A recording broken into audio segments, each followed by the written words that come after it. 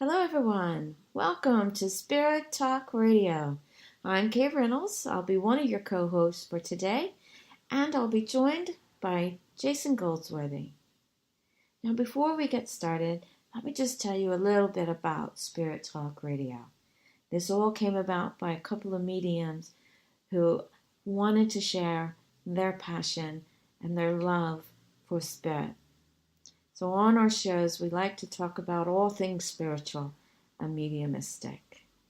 And we welcome your input and your thoughts and your comments.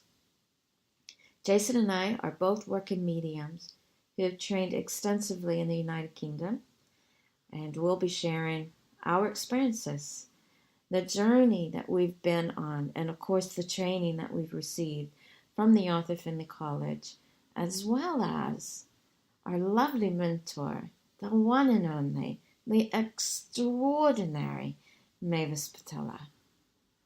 Now, it's important that you understand that anything that we talk about and share with you is our understanding, our own interpretation of the lessons that we've had on the many courses at the college or from Mavis. So in no way are we quoting anything that Mavis has said or any of the college tutors at the college. So just please keep that in mind. Now, what's up for today? On today's show, we'll be discussing the unfoldment of our own awareness of the spirit world. You know, that first inkling that we had when we realized there was something far greater than just what we were experiencing here on earth. And where did we go? What was the journey that we walked upon and went through to get to where we are today from that very first point of realizing something was different? There was more to it. So I think what we'll do is we're going to start with Jason and let Jason give us an insight into his own spiritual journey, his own spiritual awakening. So without further ado, let's welcome Jason Goldsworthy. Jason? Yeah, Kay. So you wanted to ask me how I got into this spirituality, didn't you? Yeah. Into these spiritual things, becoming a medium. Well, you know, for me, I was always sensitive as a child, always sensitive. My parents thought I was oversensitive, and my father said to me, "You have to learn to be tough." So I had to listen to him. In the end, you grow up as a man, you have to be tough. Yeah. And wasn't until we moved house that this one time, and it was an old house, and I was in my bedroom, sleeping in my bedroom for the first time, and my room was just, you know, was filled with all these people in the night time when I went to bed, and I just saw them walking out of the closet into my room. And I was lying there, and I thought, oh no. So every night, at 3 o'clock, when I couldn't handle it, I'd run to my parents' room and say, "Can I sleep with you?" And they let me sleep with them for maybe 3, 4 nights. But on the 5th night, they had lost so much sleep, they were just said, "Go back to bed, put the cushion up, you're only dreaming." And every time I came to tell them about these people in my room, they said, "You're only dreaming." So I learned how to switch it off, which was, don't tell them what I'm seeing. Yep. Don't tell them what I'm hearing. Sounds familiar. Cushion on my ear, on my head, and wrap myself up in like a little worm in my duvet, and pretend that they weren't there. Mm-hmm. And kept saying to myself, "I'm only dreaming," even though I had this feeling. It was all very real to me.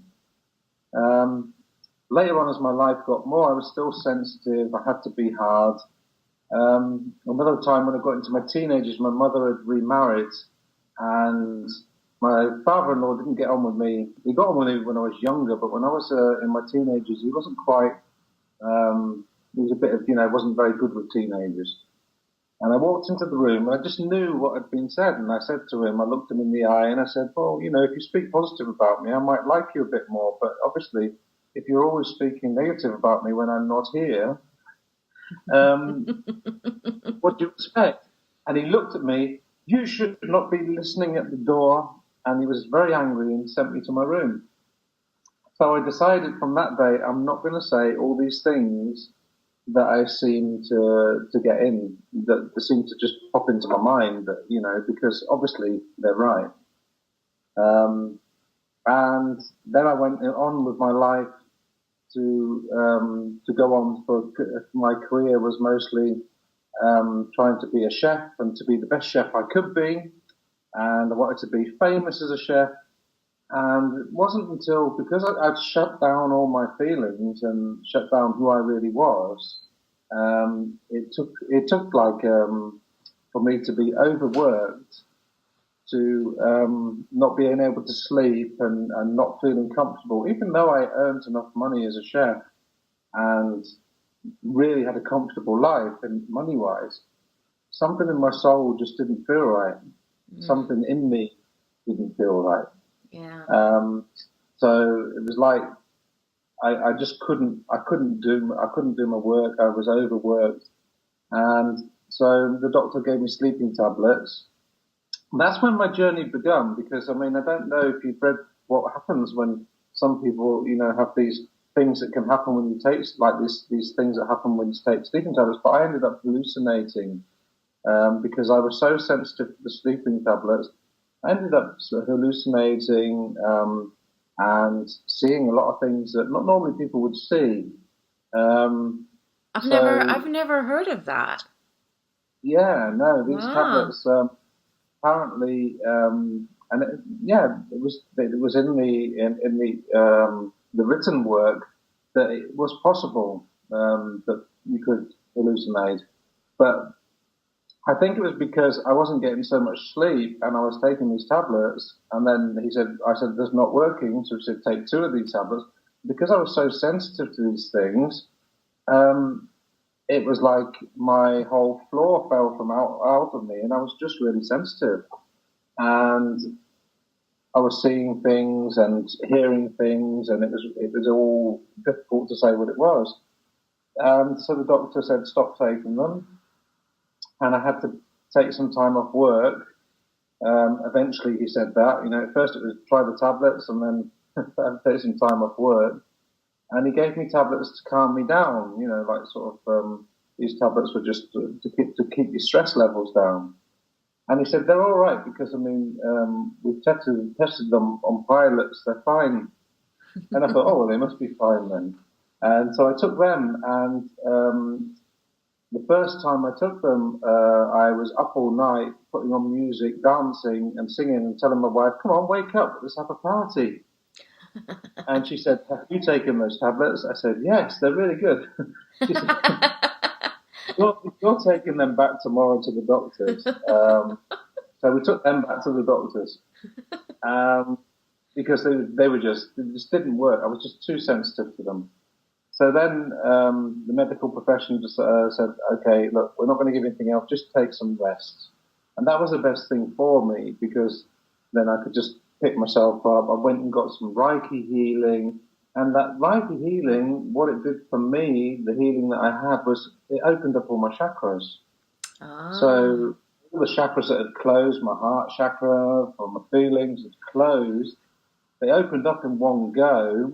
And what happened was I felt really high afterwards. I felt like I'd had so many drinks and I was like high and spaced out. And I was walking on the clouds, and I rang him up the next day. I said, "I'm sorry, you've done something wrong because I can't work like this.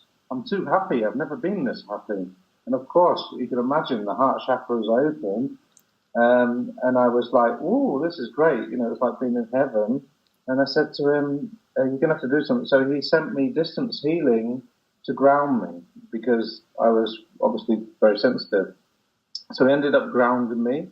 And after that, I thanked him because then I could actually work. But after that, that was the opening up of my world, really, because I had to understand, because then my palm chakras opened and lots of healing energy came out of my palm chakras.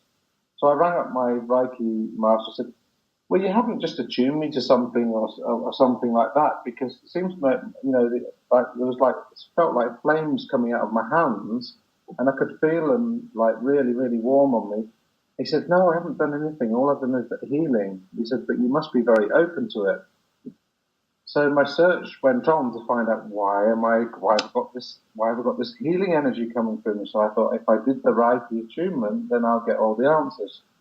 I did the Reiki attunement, and I got some answers. And I did the Reiki other attunement, and I did Reiki master, and I did all these attunements because I wanted to learn more. But they didn't give me the answers why my hands had all this healing energy coming out of them. Right. All they could say is, "You're very open."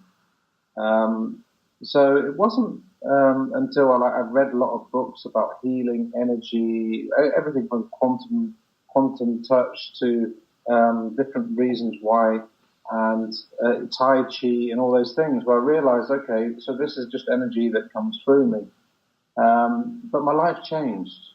I stopped going after the money. I stopped wanting to be a famous chef.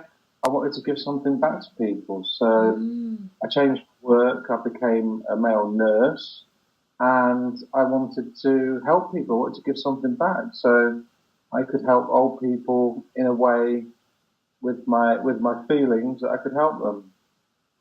And that was also the beginning of a journey for me, because then I'd be walking around having a problem with my heart one day, and a problem with my shoulder, and a problem with my hip, and a problem with my back. And I kept going back to the doctor and saying, there's something wrong with me. I said, something wrong with my heart. I've got all this heaviness on my heart, and I've got this problem with my shoulder, and I've got a problem with my hip.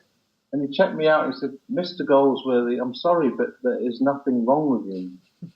And it wasn't until I read the patient's,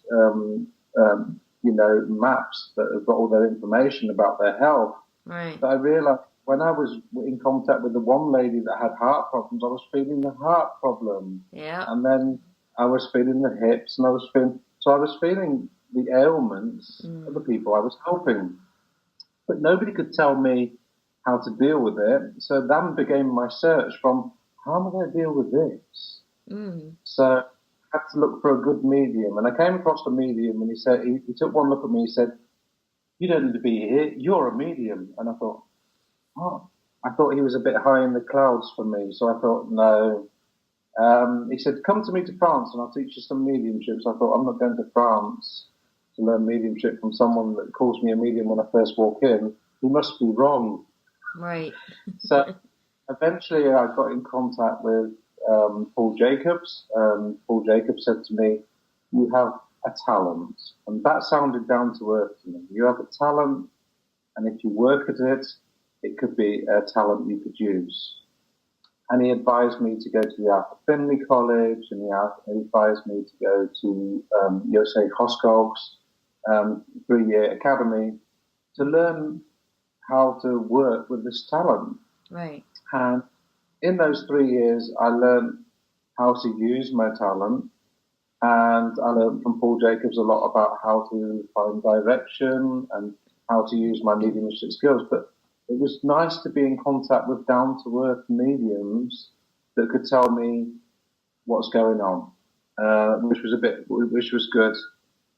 And after I did my courses in 3 years, I was still missing something, because something in my soul says I'm missing something. You know, I've done this 3 years, and I'm now good enough to be a full-time medium. I've been going so many years to the Arthur Findlay College. Still, my soul needed something else. And then I managed to get on the Mavis Patilla mentorship, and that started to fill my soul with what it needed. And that was the spiritual side of mediumship. You see, it's not just about making that contact for a loved one and it being understood. It's about bringing the spirit alive of the contact, spirit alive of the person, and bringing their soul across to someone else that can feel it and that they can be touched by it. And that was like a big opening up for me. The Neighbours Patilla, finding more about the spirituality in it, the prayer, and all those things surrounding your mediumship that makes you more a complete medium, not just a medium that is going to be there just for the wow effect. No, a medium there that's for the long haul, that's Right. It's going to answer your questions, that's going to have your needs. Right. And that's what I really enjoyed about the Neighbours Patilla. One thing I did forget to say, it wasn't a medium that woke me up so there was life after death. Because after my brother died, I forgot to fit this bit in. When my brother died, within moments I felt him next to me. Mm-hmm. And I was alone in a room and I felt his arm around me. And I couldn't believe what I was feeling, and I just felt all this love coming from the spirit world to me, and I thought, this is amazing. But he's dead, but why do I feel that he's with me? And that night he woke me up with a song which is called Everessence, Wake Me Up Inside. So at 3 o'clock in the morning, I've got Everessence, Wake Me Up Inside, full blast, coming through my feelings, and I'm awake. I'm awake. I mean, I cleaned the house. It wasn't even my house. I mean, the lady I was staying with, she was very happy, but I mean, I just couldn't sleep, wake me up inside. Right. And my sister was staying there as well. And I went to her sister's room about 5 o'clock in the morning. I burst in with it. Emily, I said, you've got to look for this song. It goes like this. Wake me up. Wake me up. Wake me up. Yeah. And she searched through the CDs because she felt the energy. And she was attuned, and she just searched for it, and she put the music on. And when she put on "Wake Me Up Inside," I said, "Yes, that's it. Thank God, we found it." And then I said to her, "Oh, good." So I felt the rest. Then told my wife about it, and she said to me, "Yeah, right. You're just, you know what you're like." Are you taking those pills again? Next night, that's it. The next night, she woke up. 3 o'clock in the morning, my brother had been to her, brought the next song, which was called Another Train.